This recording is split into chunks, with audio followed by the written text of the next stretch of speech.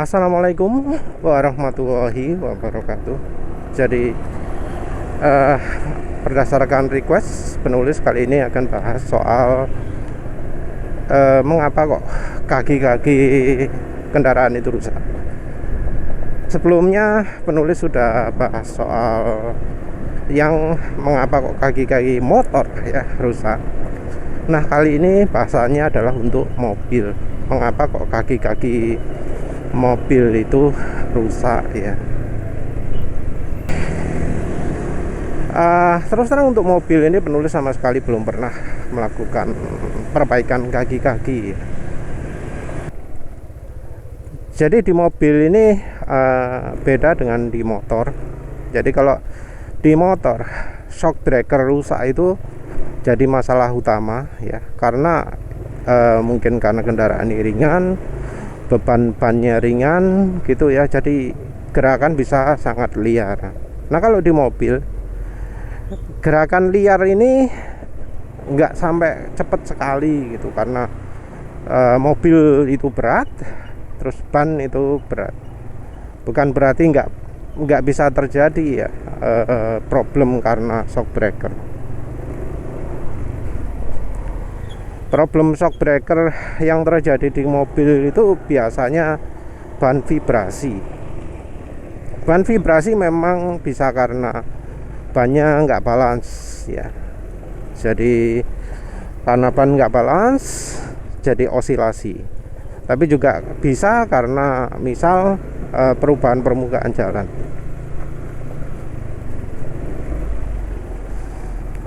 Kerusakan dari bannya sendiri juga bisa. Jadi ya misalnya bannya cacat, agak melendung gitu, itu bisa membuat ban osilasi sendiri.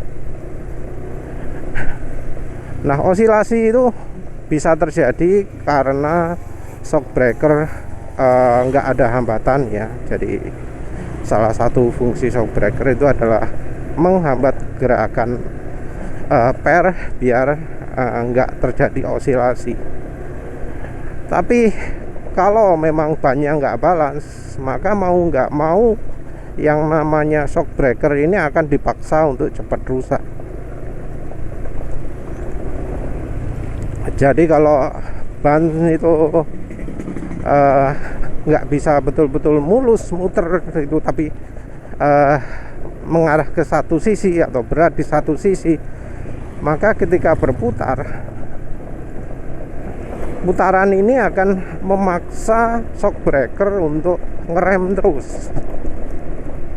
Nah, kalau sering terjadi ya lama-lama shock breakernya cepat rusak. Ya tentu rusaknya shock breaker nggak cuma itu saja. Misal sering menerjang polisi tidur juga bisa itu ya. Sering menerjang speed trap itu juga bisa. Jadi ketika shock breaker dipaksa untuk bergerak sangat cepat terus menerus, nah itu bikin oli di dalamnya itu makin terforsir. Ketika oli makin terforsir, maka olinya itu akan cepat rusak. Cepat rusak yang kemudian kehilangan kemampuan menghambatnya. Itu pertama. Kalau sudah parah sampai kemudian jadi sangat encer, setelah jadi sangat encer jadi warna abu-abu ya. Nah, kalau sudah mulai abu-abu ini, dari shock breakernya akan mulai merusak seal. Setelah seal kena jadi rembes. Jadi kalau sampai mengalami shock breaker itu rembes, itu biasanya sudah terlalu lama, sudah terlalu kelebihan oli suspensinya itu tidak diganti. Walau ganti oli suspensi itu bukan sesuatu yang umum ya. Yang lebih sering terjadi adalah diganti, karena ya yang penulis tahu biaya untuk servis suspensi mobil itu mungkin 700 ribuan gitu, sementara harga suspensi baru itu 1,2 juta atau 1 juta berapa gitu ya. Itu padahal merek kayak Monroe gitu ya. sepasang segitu. Oh berarti sama ya. Jadi kalau sebiji servisnya 700.000, sama dah dengan harganya suspensi baru, malah mungkin lebih mahal kalau 700.000. Entah lagi kalau ada yang lebih murah ya. Penulis lihat ada bagian servis suspensi itu tarifnya 700.000. Mungkin ada tempat lain yang lebih murah. Tapi yang jelas suspensi itu ya kalau di mobil itu sedikit pengaruhnya dalam kerusakan kaki-kaki, karena bagian kaki-kaki ya yang menghubung ke suspensi biasanya kuat. Jadi contoh dari engselnya, dari bearing rodanya itu kuat. Jadi penulis jarang dengar ada mobil butuh ganti bearing roda ya. Ya mungkin ada lah, tapi rasanya kok jarang ya. Kalau itu mobil tua. Jadi biasanya kalau ganti itu ya karena habis nabrak gitu misalnya gitu. Tapi kalau selama pemakaian nggak ada apa-apa, masih nabrak lubang gitu, nggak pernah ya dengar ada. Tapi tetap ya, yang namanya shock breaker itu ya sebenarnya kerusakan juga. Kerusakan kalau shock breaker di mobil itu cirinya beda ya dengan di motor. Kalau di mobil itu adalah ayunannya yang nggak langsung berhenti sigap. Entah bisa kelihatan nggak di kamera ya, kecepatannya juga kurang tinggi sih. Tapi biasanya mobil yang suspensinya sudah mulai lemah maka akan mengangguk-angguk. Nah ini sayang kadung nyalip. Mobil sebelah ini contohnya suspensi depannya termasuk lebih lemah dari belakangnya, jadi mengangguk-angguk. Yang perlu diperhatikan juga anggukan antara suspensi depan dan belakang itu biasanya bisa dibedakan kalau mobilnya dikendarai oleh satu orang. Karena kalau dikendarai satu orang maka yang bagian depan itu jadi bergerak pelan, yang belakang bergerak kencang. Jadi kita bisa lihat suspensi mana yang rusak pada suatu kendaraan, pada suatu mobil dari goyangannya.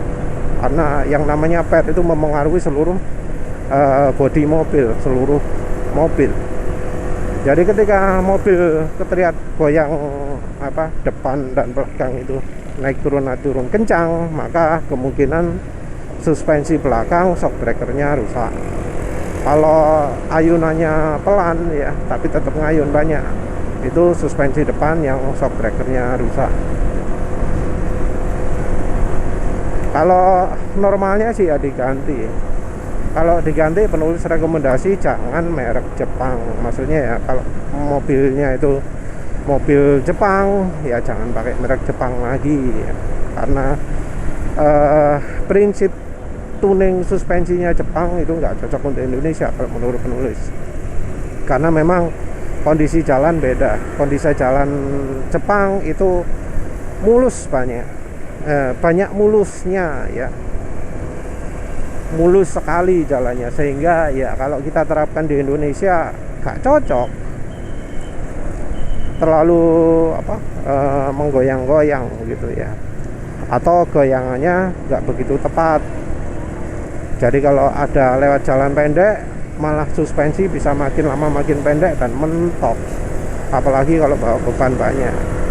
Jadi mentoknya itu bukan hanya karena pernya terlalu empuk, tapi juga karena shock breakernya itu menghambatnya lebih tendensi ke satu arah. Jadi tendensi yang memendek yang dihambat, sementara yang memanjang terlalu di loss. Akhirnya kalau lewat jalan nggak rata, suspensi bisa makin lama makin pendek, yang akhirnya adalah mentok.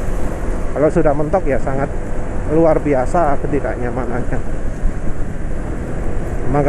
Makanya orang kan ngomong bedanya antara mobil Jepang dan Eropa itu dari kenyamanannya. Kalau Eropa terasa keras tapi enak, kalau Jepang terasa empuk tapi gak enak gitu kan. Ya ada ya yang ngomong kayak gitu. bagian yang paling sering rusak kalau di mobil itu bagian kaki-kaki itu biasanya adalah stabilizer. Stabilizer ini sebenarnya adalah modelnya adalah membuat suspensi kiri dan kanan itu jadi tidak independen. Jadi ketika yang kiri bergerak naik, maka yang kanan juga ikut bergerak naik. Kiri bergerak turun, yang kanan ikut bergerak turun. Dan ini dialirkan melalui tongkat ya, melalui batangan besi. Dan ya entah mengapa ya yang namanya stabilizer ini jarang dikembangkan. Jadi masih pakai teknologi masa lalu. Cara implementasinya pun kayaknya nggak pernah berubah ya. Nah bagian ini ya yang sering bikin bunyi-bunyi, karena ya bagian ini pakai ada karetnya, ada apa besi-besi bergerak. Karena modelnya seperti itu, teknologinya pun kuno, jadinya part-partnya itu jadi sering bikin bunyi. Bagian penahannya pun bukan bahan yang dirancang sedemikian rupa sehingga bisa awet lama, sehingga ya sering lah jadi sumber bunyi. Mau apa mau awet bagaimana, lawang bahannya karet, lawang bahannya plastik dibuat nahan gitu, nggak dipikirkan sedemikian rupa sehingga modelnya terintegrasi gitu ya. Walau ada juga sih ya kendaraan-kendaraan yang bikin stabilizer sendiri, seperti misalnya Koenigsegg yang merupakan inovasi karena menghasilkan stabilizer yang ada shock breakernya. Jadi kan stabilizer itu kan cuma batangan besi. Nah kalau batangan besi itu yang ada apanya? Kelentingannya. Jadi cuma ada pernya toh. Nah kalau cuma batangan besi yang dibikin jadi per, apa efeknya? Bisa terjadi osilasi. Makanya kalau misalnya kayak mobil Innova ini kan pasti ada stabilizernya ya. Kena goncangan, kena apa gundukan di sebelah kiri, maka motornya akan mobilnya akan goyang kiri kanan kiri kanan. Kenapa? Karena adanya cuma batangan besi toh, nggak ada stabilizernya. Jadi stabilizer itu hanya untuk gerak tiap rodanya saja, tapi untuk kiri kanannya ini nggak ada stabilizernya. Nah Koenigsegg bisa bikin stabilizer yang ada shock breakernya. Nah ini yang membuatnya mobilnya bisa tetap stabil kalau di kecepatan tinggi. Jadi bahkan pernah didemokan ya, setangnya ini kemudinya dibiarkan nggak dipegang ya di kecepatan sangat tinggi, itu anteng. Nah itu ya salah satu keunggulannya.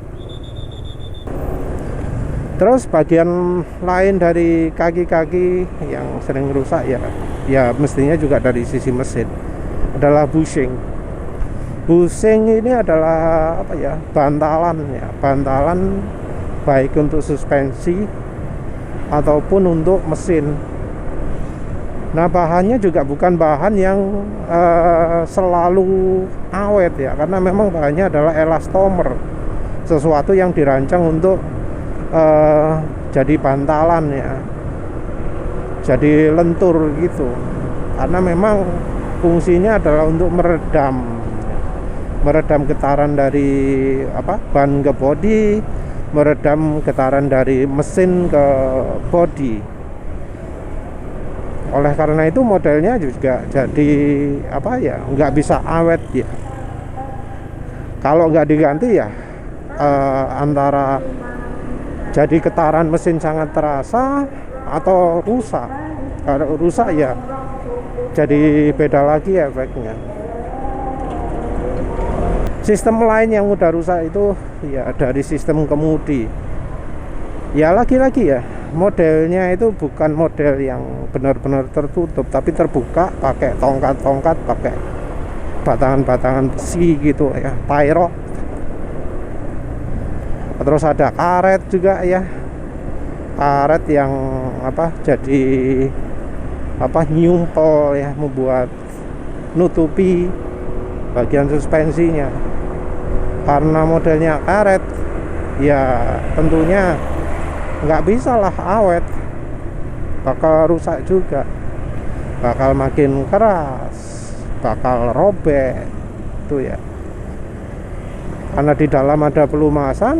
Nah kalau robek ya pelumasnya keluar juga.